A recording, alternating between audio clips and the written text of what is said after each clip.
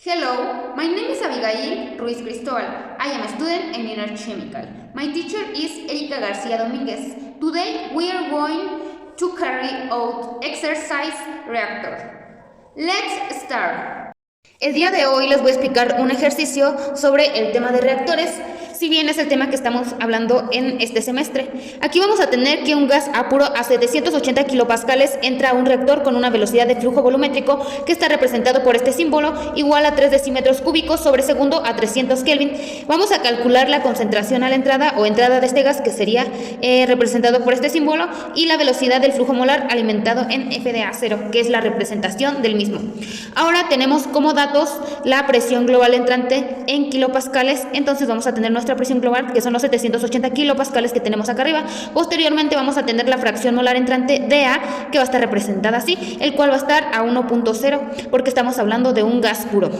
Vamos a tener una temperatura en Kelvin que va a ser igual a 300 Kelvin, y vamos a tener R, que es la constante universal, que esta va a ser igual a 8.314 decímetros cúbicos por kilopascales sobre mol entre Kelvin. Ahora para ello vamos a remitirnos a llevarnos el primer paso, en el cual tenemos que nuestras ecuaciones, esta va a estar representada para los gases ideales.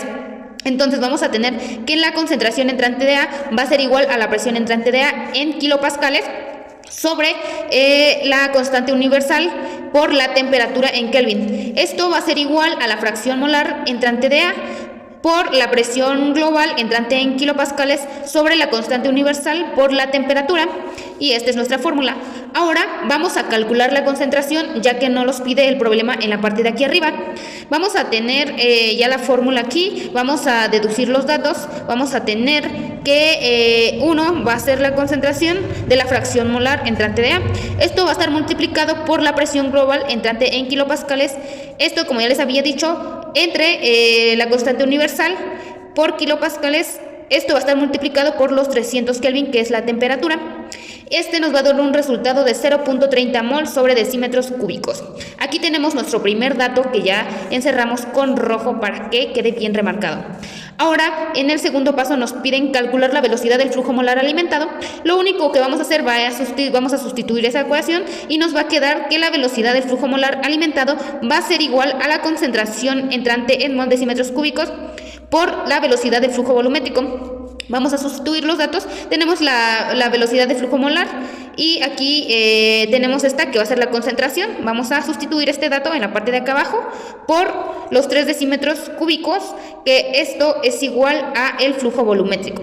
Entonces este nos va a dar un resultado de 0.10 mol sobre segundos. Para seguir con el ejercicio tenemos que aquí un análisis. Entonces aquí el análisis va a ser que vamos a tener una concentración entrante de 0.30 mol decímetros cúbicos en un reactor con un gas puro a 780 kilopascales con un flujo volumétrico de 3 decímetros cúbicos sobre segundos a 300 Kelvin. También vamos a tener una velocidad de flujo molar a 0.10 mol sobre segundos. Vamos con nuestra segunda parte. Esta es la segunda parte del ejercicio, en el cual se tiene una reacción de isomerización en fase gaseosa AB en el laboratorio, en el cual se va a determinar la velocidad de una reacción en función de la conversión del reactivo A, X, las mediciones de laboratorio que se proporcionan en la velocidad de reacción química en función de la conversión, como se muestra en la tabla siguiente. Aquí vamos a tener nuestra temperatura, que fue de 300 Kelvin, la presión global de 780 kilopascales y la carga inicial al reactor, que fue gas puro. Y vamos a realizar las siguientes gráficas, que va a ser A menos la reacción en función de nuestra conversión. B va a ser 1 sobre la reacción contra la conversión, y C va a ser la velocidad del flujo entre la reacción contra nuestra conversión.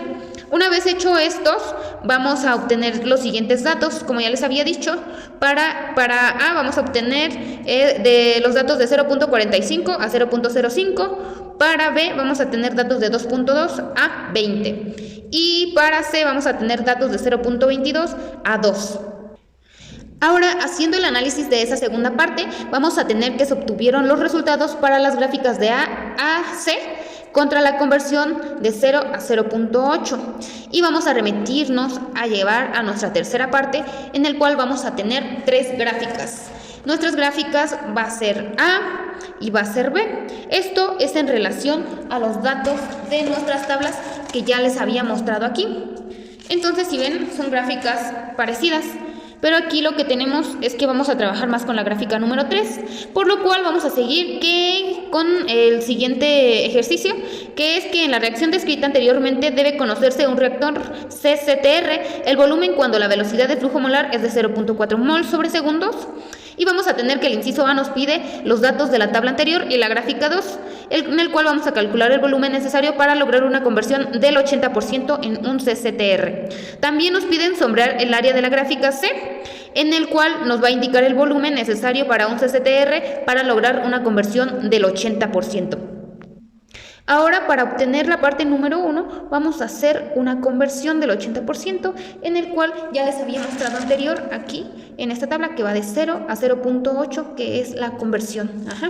Entonces, ahora lo que vamos a hacer es la siguiente. Vamos a tener la velocidad de flujo sobre el reactivo. Entonces, vamos a tener eso multiplicado de 8, que es a donde llega nuestra conversión, por 0.8%. Esto va a ser igual a 64 metros cúbicos. Y aquí vamos a tener que para esta gráfica vamos a tener un volumen de 6.4 metros cúbicos.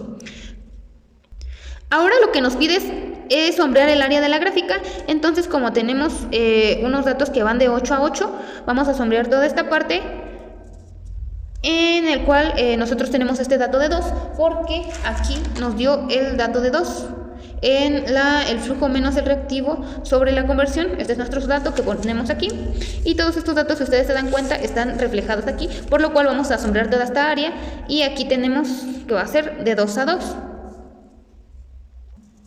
Como conclusión, y no menos importante, vamos a obtener el siguiente análisis, que obtuvimos una concentración de 0.30 mol sobre decímetros cúbicos, una velocidad de flujo molar alimentado de 0.10 mol sobre segundos, así como los resultados para las gráficas ABC contra la conversión de 0.8. Por último, se calculó el volumen necesario para lograr una conversión del 80%, el cual fue igual a un volumen de 64 metros cúbicos, y se sombreó el área de la gráfica C para la conversión.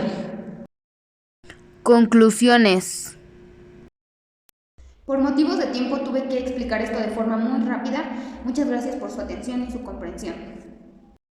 Fuentes de información consultadas. Gráfica de evaluación.